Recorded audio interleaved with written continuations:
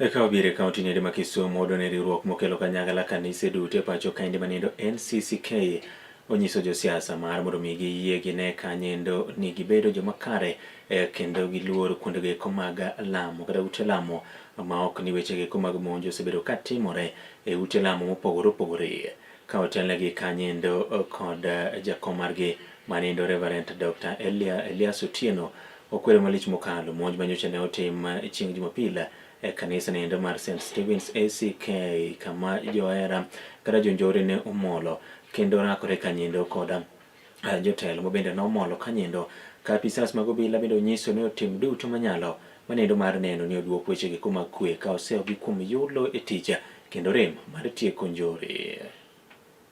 This is the act that we are condemning because we see the culture of misusing our young people and giving them money to disrupt places of worship and even political rallies by the opponents.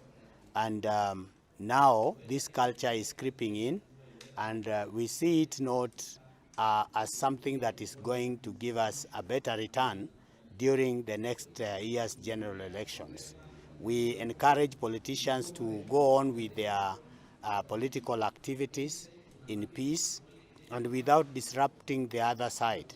But what we are seeing today is them coming to our places of worship, and they come with their goons who demand that they talk to the media, that they talk to the congregation.